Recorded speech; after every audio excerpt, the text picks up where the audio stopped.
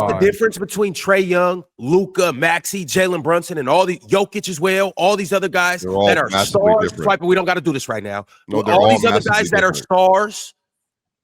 What's the difference? But need defensive insulation. Difference though. They have offensive help too. Trae Young has never had a sufficient two on his side. The one guy that he had, Jalen Johnson, this year, it's been a half a year. I think we have a bad. By that point, hold on, right quick, Swiper. By that point, the relationship was already severed. He's never had He never had a LeBron James or Austin Reeves. He just got Porzingis, but Porzingis is out. He never had a reliable two. He never had a Kyrie Irving next to him. And I'm not saying that these guys can play next to Trae Young. He never had a Jamal Murray. He never had a Carl Anthony Towns. He's never had a Joel Embiid, a Paul George. He never had none of that. It's not like trying to big up John Collins, but the team structure worked. It did work for them. They made the conference finals for a reason. I personally because Philly imploded. Yeah, I agree, but I also want to say John Collins was very good in the 21 playoffs, especially in that John Collins. Yes, I that's what I'm saying, Ron. I'm trying to talk within the nuances of basketball. I agree with you. It's not a high level. You're not answering my point, though. I said he's never had a player to that caliber. I didn't, but you can't deny that. Trae Young has never had a competent, high-level roster. We never came into a season and said he's in Washington. So but he's not. But I'm saying we never came into a season like with Luka, like with Jokic, like with Jalen Brunson, like with Tyrese Maxey. If you said, "Hey, this is a contending roster." 4 points at once, it's hard to attack your individual points when you talk through 4 different points. The first one was he's not Luka, like Jokic, Brunson, or Luka, Brunson. Hallie, whoever else you wanted to say. Hallie is 6'5". I never said Hallie. I never said Halliburton. Well, I'm including Hallie because he's one of these other defenders. Halliburton's a better defender than all of those guys we named, though. No, Halliburton still has to be protected though. Like this is not new. Halliburton is a very lean. But even if you want to bring up Halliburton, he has a better run. You didn't let me finish. You said that I made 4 points. You couldn't counter any of my points, but you tried to counter. I'm in the middle of trying to. You have to be quiet. Go ahead, what I'm saying is that you got it. Luka Doncic is 6'7" and is obviously a better defender than Trae Young and has proven to be a better defender. Can at least Luka hold up in isolation better than Trae? He has. Factually he has. That's not the point, though. That's not the point. Damian said you have to build defenses around these guys because they have glaring flaws. Yep. What I said is you have to build defenses around all these guys. They're all elite offensive talents. However, Trae Young has never had offensive talents around him like these other guys. Why are we doing this? We're pretending that every single defensive liability is the same level of defensive liability. I just told you, Trae Young has never had. Are you listening to the point I'm making, or are you guys listening to respond? Yo, I get it. Hey, look. I get it. Look, because I don't even want to go back and forth with you guys. He's the worst defender in the NBA. All right, cool. You guys got it. He's the worst defender in the NBA. However, there's other terrible defenders that are elite offensive talents that have other offensive talents on their team. Trae Young has never played with a guy up to Jamal Murray's level. I'm not even going to go to anybody else. He's never played with the offensive talent that he can defer to on any given night. He just hasn't. That was the first point I was trying to get to. I can get with you on the offensive stuff, but Ron, you don't average 12 assists and don't want to defer. You just don't. That's not. I'm telling you guys, that's not possible. That's not deference. That's not deference. That's creation. You want the ball in your hand. Yeah, you brought up, but you don't want to play off of other guys. Pin. Before you move to the offense, stay with the defense because somebody in the chat already beat me to it. They brought in DeJounte Murray, they brought in Dyson Daniels, they brought in multiple defenders. Are any of them better than Jamal Murray? I'm just sticking with Jamal Murray. I'm not even going to the Austin Reeves, LeBron James, Kyrie Irving, Carl Anthony Towns, Damian Marsh, chill. Are they better than Jamal Murray? Damian Marsh, chill, and Ron. Am I slow? Are we not trying to talk about defensive infrastructure first and then move to the offense? You said the defense is acknowledged. We don't have to talk about what's already understood. We know that Trae Young is a defensive liability, and you have to build a defense around him. That's understood. We know that. Wait a second, Ron, because what I just told you is that Trae Young, unlike Jalen Brunson, unlike Damian Lillard, unlike Tyrese Halliburton, has never participated in a top half defense. Every one of those other guys, you have had the proof in the pudding that they can be part of a top 10 defense. Damian Lillard has had top 10 top 9 defenses. Jalen Brunson, I'm looking at the numbers right now, 23-24. The Knicks were 10th in defense. All I want to know, and you keep saying these guys are defensive liabilities who are mega offensive stars. Here's the point you're missing. Number one, Damian Lillard in his prime, when the Portland Trailblazers were trying to build around him, was significantly better than Trae Young, offensively and defensively. Now, Trae may be a pylon, but Damian Lillard is Damian Lillard is a pylon, but there's levels to pylon. And what I'm saying is there's a level of defensive liability that you cannot be in the NBA. And guys like Anthony Simons and Trae Young are that level. And there is a difference, a significant difference between a 10th percentile defender, where I can insulate you a little bit because at least you're doing something, and a first percentile defender where I cannot even play 5-on-5 basketball with you. And that is the difference. So you can say Jokic is a bad defender. Murray's a bad defender. This guy's a bad defender. Those guys can participate in top 10 defenses. But I agree with you, though, Pin. To a certain extent, I agree with you. But that's not the point I was making. The point Ron is making is that the level of talent offensively that Damian Lillard has played with, that Damian Lillard has played with, Trae Young has never had that opportunity. Okay, you mentioned Jamal Murray. Can we be honest? Jamal Murray, prior to the season, has never made an all-star team. In the same conference that Jamal Murray has never made an all-star team, DeJounte Murray has made an all-star team. So you might want to argue that Jamal Murray is a better player than DeJounte Murray, and I would agree with you. But let's not act like Trae Young has had all bums as teammates. Number one. Number two, you say about deference, and you say he's willing to defer because he has 12 assists. I don't think it's the same thing. Deferring to somebody else, allowing somebody else to run offense while you are participating in their offensive possessions. That is not what Trae Young wants to do. Trae Young wants to have the ball, spread, pick and roll, create everything for everybody. That's his modus operandi. That's how you. And what I'm trying to say is, you're not Luka. You can never be Luka. You're not going to be as good as Luka. And when Luka is playing that way, and when Harden is playing that way, you can win. And when Trae Young is playing that way, because he's not as good a shooter or not as good a finisher as those guys, you can't win. So you can't win with him playing how he wants to play on offense. You can't bring in a player who's better than him, because he can't do what Steph Curry or Damian Lillard can do playing off of a guy. I'm sorry. It's an untenable solution. So the only thing you can do is literally do what the Washington Wizards are doing, which is to say, we're going to be committing to the next 4 years of being a mediocre first-round exit. And Trae Young's going to sell some tickets and make us a lot more exciting to watch. That's it. Yo, Mars, you've had your hand raised. Yeah, I just wanted to ask you a question. Oh, okay, well, goodbye. But I'm still going to ask the question, and anyone else can answer it. With the Trae Young lack of offensive help around him, which I agree with Ron's point, by the way, Trae Young has definitely had the least offensive help than compared to the guys he compared him to. But do you guys think part of that is the fact that if you're building with Trae Young or around Trae Young, because you need to heavily emphasize defenders, you're inherently going to minimize the offensive infrastructure around him, because the price of like elite two-way offensive players is going to be so high that you can't really put other offensively leaning players around Trae Young? Do you think that's why they went and got like a DeJounte Murray who was meant to be a two-way star, even though he wasn't? But like, do you think that's part of it? Like, just in terms of it's harder to get offensive help around Trae Young? Are you saying, because what it sounds like you're saying, Mars, is I can only afford this because this is what's available to me. I can't afford OG Anunoby. I can't afford Mikal Bridges. I can't afford guys like that. But so I can only afford. But I mean, I'd like to think that Atlanta is that kind of market where, yes, you can afford that sort of stuff. And that's where GMing comes in. I mean, Oklahoma City is a prime example of a place where, I mean, they draft correctly. In addition to them drafting correctly, yeah, they might miss on a pick here or a trade here. You know, they missed on Gordon Hayward, sure, okay. They missed on Bismack, sure, but they hit on all the other points. So I think that with Trae Young, this is a team that's also been in the play-in and been out in the first round. This is a team that has hit in this is a team that has had high draft picks. And I mean, you got to get that stuff right.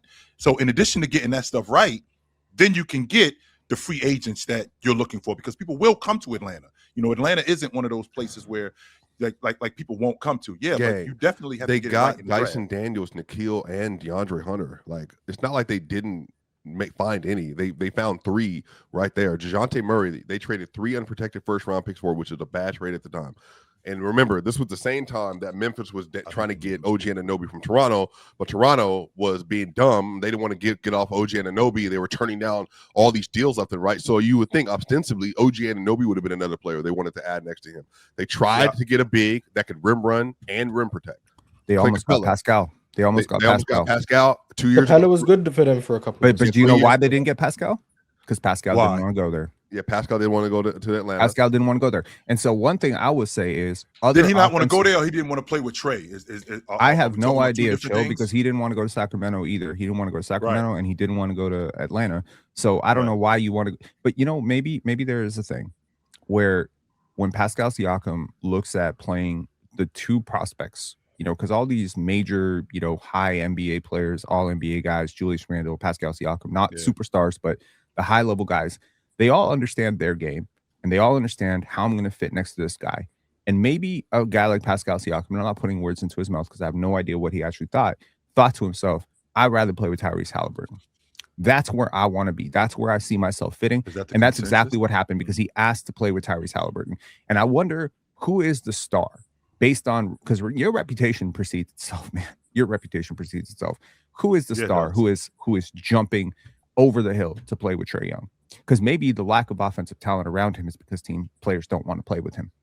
Maybe that's why your career ends up where you get traded for CJ McCollum and Corey Kispert. Maybe this is a moment where Trae Young, as talented as he is, has to look in the mirror and just say, am I a part of my own failures as a basketball player so far?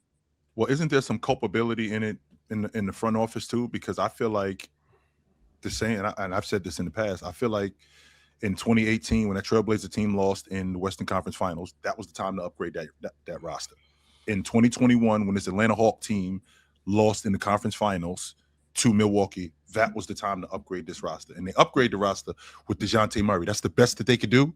Like, we can't do better than DeJounte Murray and John Collins. Remember what DeJounte's reputation was at the time, though? Well, don't forget, he was also, I mean, I think he led the league in steals. He could defend. DeJounte was considered a top 10 point guard in the league easily at the time. I remember because when I said he wasn't, people were frying me on TikTok. Yeah, and he was overrated. I also had an all defense stamp on him too, so it wasn't. Exactly. Because when I said that defense was overrated and he was a PRA merchant before it was cool. Yeah, that defense I tried to tell people about this. No, but people weren't listening. DeJounte was a hot commodity when they got him. Yeah, so I think that's why it's not fair. That was seen as good, adequate help. Yeah, but here's the difference though, Mars, and really quickly, Swiper. The difference is that it was seen as good help, but for those of us who and the GMs, I think that they could have paid more attention to this.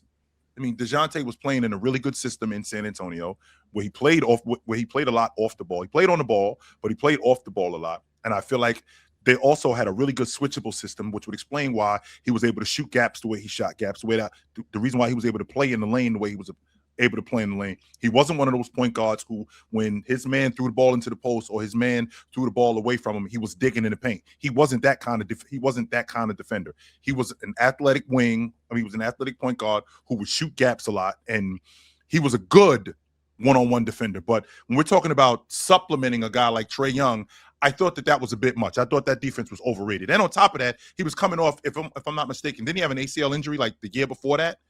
It was a couple years back before. Was it a couple of years? He tore his.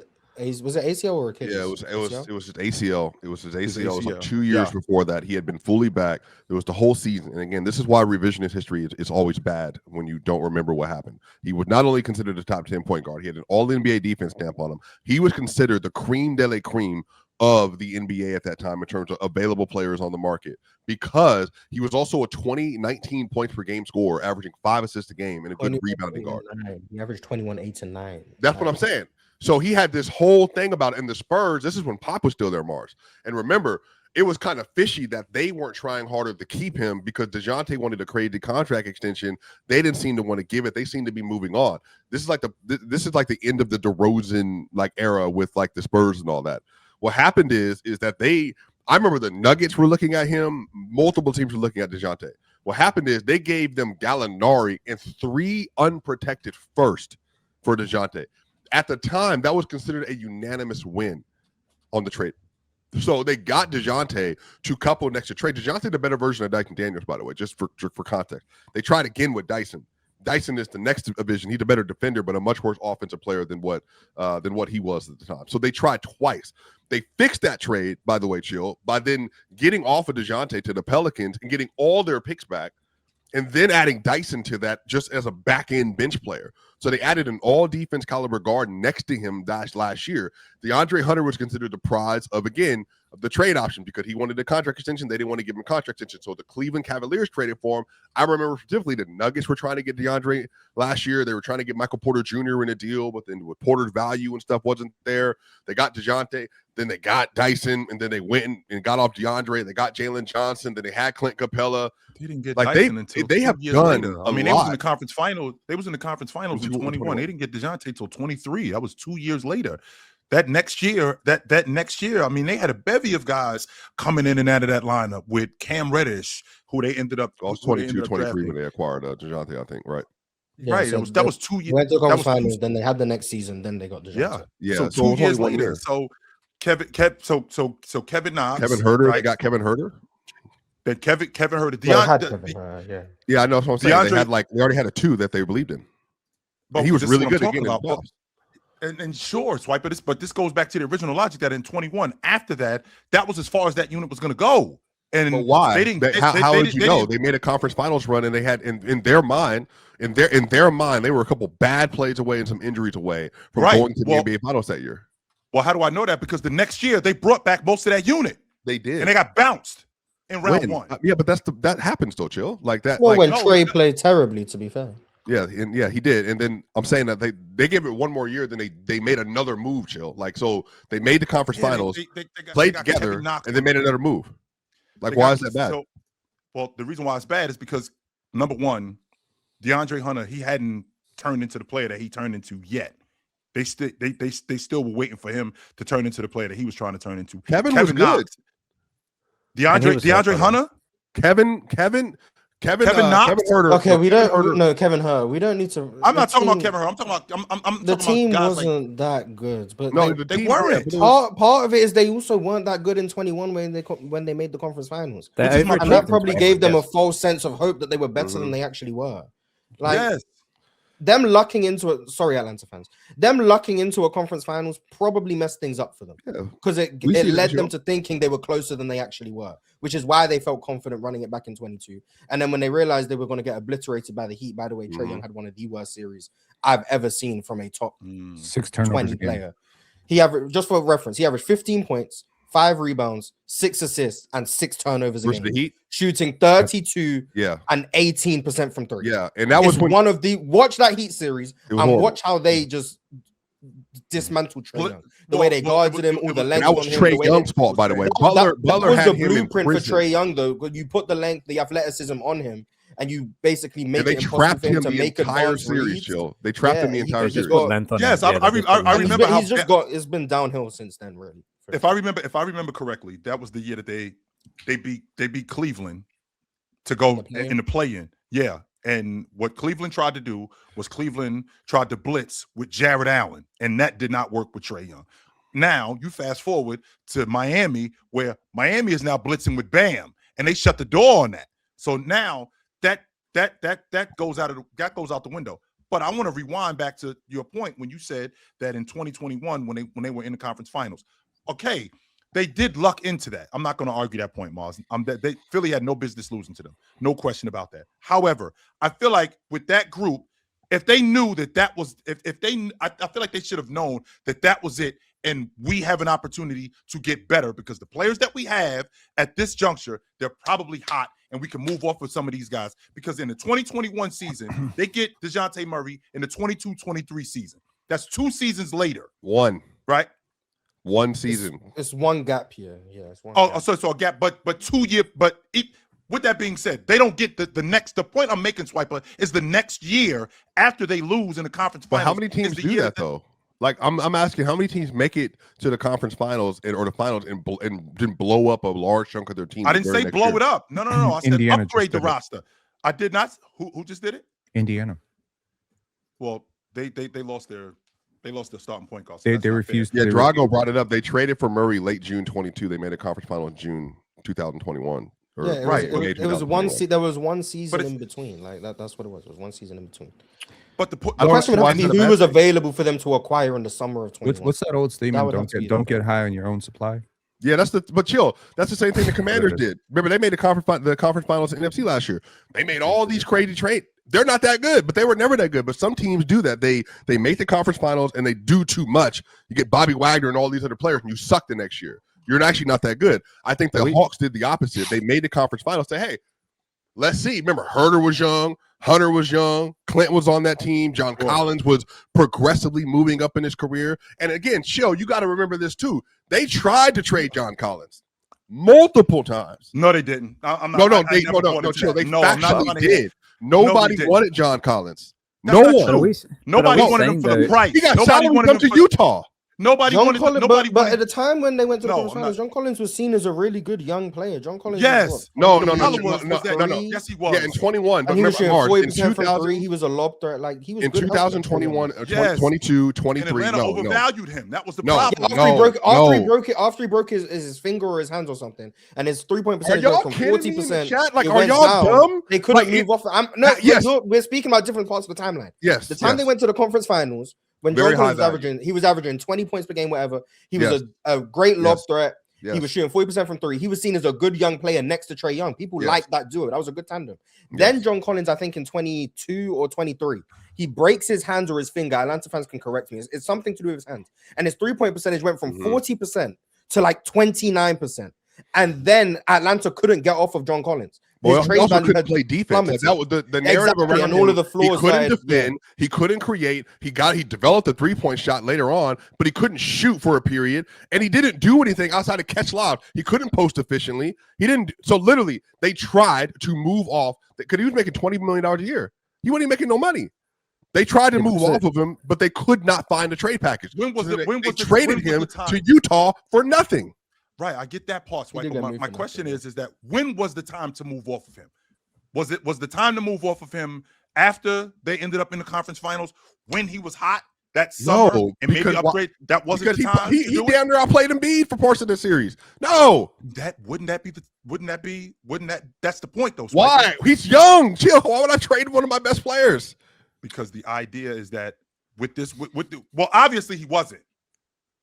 But what we're saying here is that but what we're saying is that we all agree that the 21 team overachieved, and we all agree that the Atlanta front office thought that team was better than it was, which is why they largely ran it back. But we also have to accept then that was the best team Trae Young has been on. So if that's the best team that Trae Young's ever been on, that we all agree has overachieved, then has he really been in a position to be on a team that was actually good enough to be in the Eastern Conference final and in a conference that was considerably worse too? Because like, I'd actually argue they were probably better the next year, but is that not the issue here? Is that not they were probably talking about before? Year, like, has Trae Young ever really been in the position to play on a team where he could be insulated enough? Yes, Swipey, you make great points where they've tried. Atlanta has tried, but it takes more than one or two guys to come in and fix things. Like, it's one of the reasons why it took Portland a while. They had to bring in Wesley Matthews. They had to bring in other guys around Damian Lillard to get things done. And he had LaMarcus Aldridge too. Yeah, and I think that if we can't accept one without the other. I think that we have to accept that if Trae Young overachieved in 21 and that was the best team he's been on, we can all agree that team wasn't close to winning anything. So it takes a lot, and I can't sit here, and I agree with all your points. I think the defensive stuff is really bad. I think, yes, he's arguably the worst defender in the league, but I also can't sit here and feel like it can never exist. Like, we can't build a team around this guy that can never be successful. When I sit there every day and I watch Darius Garland on defense, who is listed at 6'1", but he really, like, I've stood next to him. He's sort of 5'10", 5'11", and there's an elite team that exists for him. So I find it hard to accept that there's not an elite team that also exists for Trae Young, despite all his flaws. The false equivalence is crazy here. Darius Garland has shown an ability to play off of players. Number one, Darius Garland is an elite shooter. That is that is the second. No, I'm with you on that. I'm with you. No, I'm with you on Trae some Young of that is stuff. not an elite He's a shooter. very good shooter. Very, I'm with you on some of whatever. that. But Well, it also, depends how you characterize elite. But Garland can. He was a 50-40-90 player last year. I don't even want to push back on that. My only point is, and we got to move on, though, fellas. Can't. And we'll circle back around to this. But my only point is, what would Trae Young look like if he had Donovan Mitchell next to him, Evan Mobley as a live threat, Jared Allen as a live threat, and a bunch of shooters with him too? So he got a good defense. I'd still be saying the backcourt is too small to win. So, and I will be right there with you, Mars. And once again, and I'm not even necessarily saying they would be better than what they are right now, because there is a world where they're worse, and Trae Young wrecks that whole thing. Hey, chill. You could train her, could also wreck her. Playing off of other players. However, I'm just saying, with those lob threats and the way Trae Young passes, bends defenses, is able to get into the paint and make the right play. And on top of that, like, okay, Trae Young is streaky, but how does Trae Young look when he actually has time to catch and shoot? When he actually doesn't have the whole focal point of the defense bearing down on him, how Mars brought up with the whole Jimmy Butler thing. When a defense actually has to put their best defender on Donovan Mitchell. When a defense has to focus on a guy like Evan Mobley when he has it going. When a defense has to drop and help because I have lob threats under the hoop. A defense has to stay home because I have legit shooters. It's the Sam Merrills of this world. What's his name that played Max Strus? Guys like that. I'm just saying, I think it will look a little different, and I think we will respect Trae a little more. It's the panel. Religion get built on cam.